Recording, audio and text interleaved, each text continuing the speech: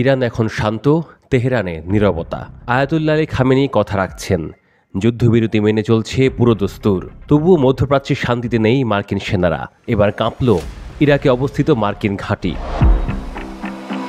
ইরাকের কুর্দিস্তান অঞ্চলের ইরবিল আন্তর্জাতিক বিমানবন্দরের কাছে বৃহস্পতিবার রাতে একটি বিস্ফোরক বহনকারী ড্রোন ভূপাতিত করা হয়েছে। এই বিমানবন্দরে যুক্তরাষ্ট্রের নেতৃত্বাধীন আন্তর্জাতিক জোটের একটি সামরিক ঘাঁটি রয়েছে। কুর্দি নিরাপত্তা বাহিনী জানিয়েছে ড্রোনটি ধ্বংস করা হয়েছে এবং এতে কোনো হতাহত বা ক্ষয়ক্ষতি ঘটেনি। স্থানীয় সময় রাত 9:58 ড্রোনটি বিমানবন্দরের কাছে পৌঁছলে কুর্দিস্তানের সন্ত্রাসবিরোধী ইউনিট সেটি শনাক্ত করে এবং ভূপাতিত করে। নিরাপত্তা বাহিনী বিবৃতিতে বলা হয়েছে, বিস্ফোরক ভর্তি ড্রোনটি ইরবিল আন্তর্জাতিক বিমানবন্দরের কাছে ধ্বংস করা হয়েছে। কোনো ধরনের ক্ষয়ক্ষতি বা প্রাণহানি হয়নি। ড্রোনটি কোথা থেকে ছোড়া হয়েছিল এবং কারা এর পেছনে রয়েছে সেই বিষয়ে এখন পর্যন্ত কেউ দায় স্বীকার করেনি। সামাজিক যোগাযোগ মাধ্যমে ছড়িয়ে পড়া ভিডিওতে দেখা যায় ড্রোন ভূপাতিত হওয়ার পরপরই ওই এলাকা থেকে ধোঁয়া উঠছে।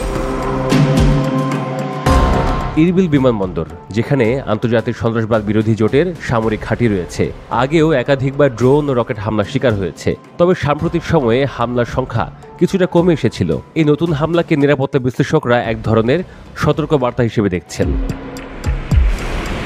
বিমানবন্দরের অন্তর্বর্তীকালীন পরিচালক দানা তৌফিক বার্তা সংস্থা এএফপিকে জানান, বিমানবন্দর নিরাপদে আছে। হামলার কারণে শুধু একটি ফ্লাইট সামান্য দেরিতে ছেড়েছে, সেটাও নিরাপত্তাজনিত কারণেই।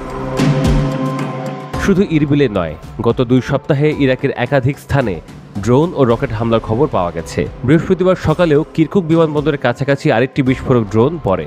এর মাত্র কয়েকদিন আগে সোমবার একই বিমানবন্দরে 2টি রকেট হামলা হয়েছিল। কিরকুক বিমানবন্দরে বর্তমানে ইরাকি সেনা, ফেডারেল পুলিশ ও হাশদ আল শাবি সদস্যরা মোতায়েন রয়েছে। এই সপ্তাহের শুরুতে মঙ্গলবার ইরাকের সালাহেদ্দিন প্রদেশে বাইজি তেল শোধনাগারের কাছে অন্তত একটি ড্রোন শনাক্ত করে ইরাকের বিমান প্রতিরক্ষা বাহিনী সেটি লক্ষ্য করে গুলি চালায়। সেখানে কোনো বিস্ফোরণ বা ক্ষয়ক্ষতির ঘটনা ঘটেনি। এরও আগে ইরান ইসরায়েল যুদ্ধের শেষ মুহূর্তে বাগদাদ ও দক্ষিণ ইরাকে 2টি সেনা ঘাঁটিতে ড্রোন হামলা হয়। ওই হামলার টার্গেট ছিল সামরিক রাডার সিস্টেম। বিশ্লেষকদের মতে, ইরাক দীর্ঘদিন ধরে মধ্যপ্রাচ্যে ভূ রাজনৈতিক উত্তেজনার কেন্দ্রবিন্দু হয়ে আছে। এখানে ইরান ও যুক্তরাষ্ট্রের মিত্র শক্তিগুলোর মধ্যে পরোক্ষ সংঘাতের ঘটনাও বহুবার ঘটেছে। সাম্প্রতিক এই ড্রোন ও রকেট হামলা সেই উত্তেজনায় নতুন করে উস্কে দিচ্ছে।